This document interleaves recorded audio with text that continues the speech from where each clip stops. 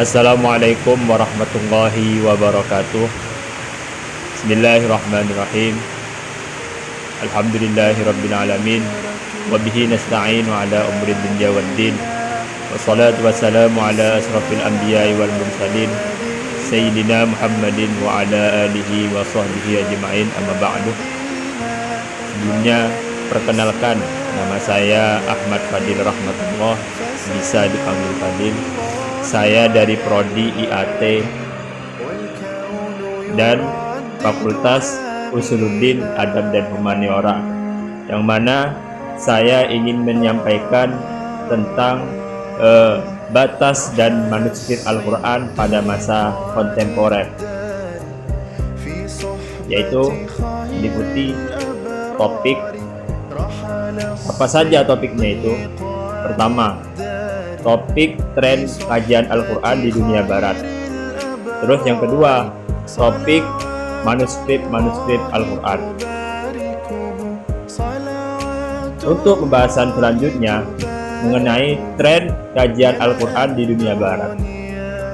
Barat biasanya diasosiasikan dengan para orientalis, yaitu para sarjana barat yang mempelajari budaya dan tradisi timur.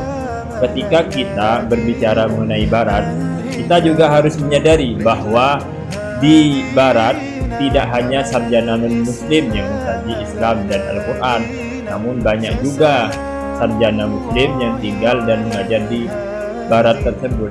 Di barat ikut serta menulis beberapa kajian tentang Islam dan Al-Quran, seperti Faizur Rahman, Khalid Abu El-Fadl, dan lain-lain. Kemudian Al-Quran dilihat dari berbagai aspek, sangat menarik untuk dikaji lebih jauh di era kontemporer ini, mengingat ia tidak hanya menjadi konsumsi orang muslim saja. Al-Quran juga mendapat respon yang tinggi dari kalangan non-muslim.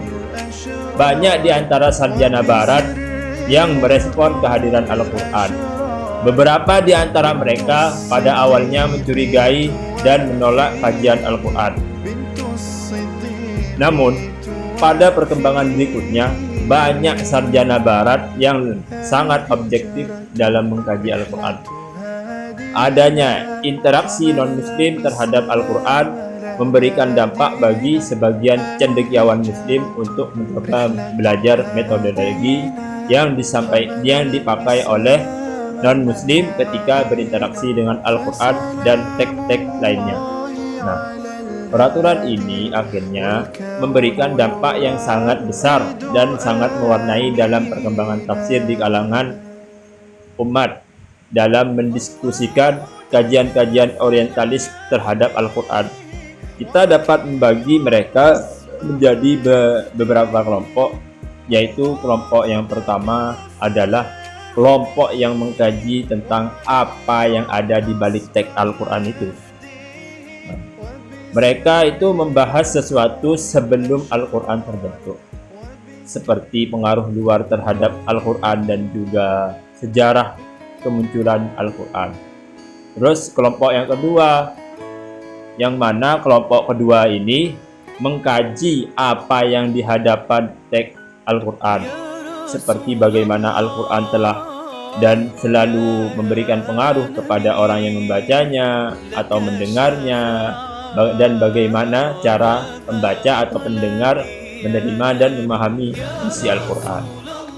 Lanjut, selain pembahasan sebelumnya, para pengkaji karya-karya orientalis biasanya juga membedakan kajian orientalis kepada kajian revisionis dan tradisionalis.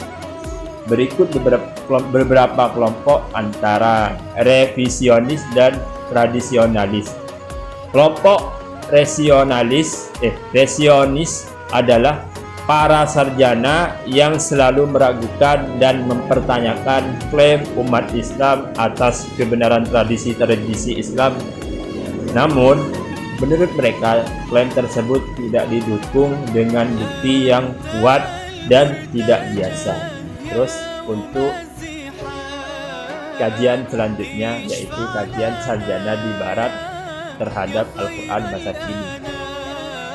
Sebagaimana disampaikan oleh Reynolds, kajian Al-Quran di dunia barat telah mencapai the Golden Age dan mencakup berbagai bidang kajian. Fenomena yang menarik adalah telah terjadi kolaborasi antara sarjana muslim dan sarjana non-muslim dalam mengkaji Islam dan Al-Quran.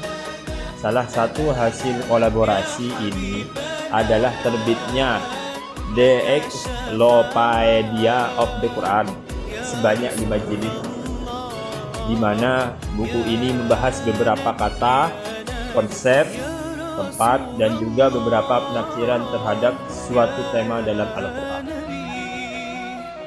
Dari sini, Reynolds mencatat beberapa website yang dapat digunakan untuk melihat, membaca, dan mendownload kajian Al-Quran. Salah satu contoh adalah website yang dibuat oleh Mehdi Aziz dalam bahasa Prancis yang memberikan informasi tentang konferensi-konferensi dan publikasi-publikasi dalam kajian Al-Quran. Juga terdapat website yang menyediakan terjemah dan tafsir Al-Quran.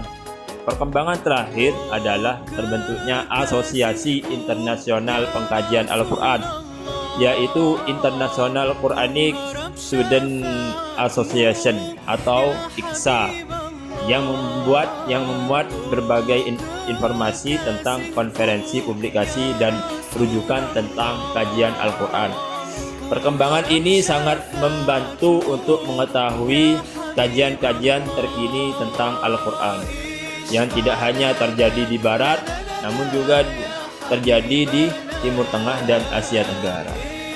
Nah, untuk kemudian pembahasan selanjutnya yakni tentang manuskrip Al-Quran. Nah, apa isinya? Pada tahun 2019, Kemenak menyatakan bahwa 327 manuskrip Al-Quran, 272 mushaf Al-Quran cetak, 10 Al-Quran digital, dan 3 Al-Quran Braille. Dan jumlah tersebut akan terus diperbarui. Manuskrip Al-Quran ada yang berusia ratusan bahkan ribuan tahun. Maka pasti terdapat beberapa perbedaan dalam tiap tulisan atau naskah, menyesuaikan masa ketika naskah tersebut ditulis, seperti perbedaan tanda baca, tanda ayat, bentuk tulisan, dan lainnya. Nah, berikut beberapa manuskrip Al-Quran tertua di dunia. Yang pertama, manuskrip Quran Birmingham. Yang kedua, manuskrip Al-Quran Tübingen. Yang ketiga, manuskrip Quran San'a. Yang keempat, manuskrip Quran Codex Panicino sampai Petropolitanus. Yang kelima, manuskrip Quran Topkapi.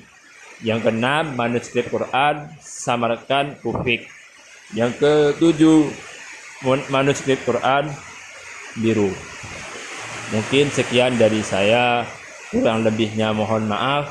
Sekian presentasi dari saya, kurang lebihnya mohon maaf. Yang sebesar-besarnya, wabillahi wal taufiq wal hidayah. Wassalamualaikum warahmatullahi wabarakatuh.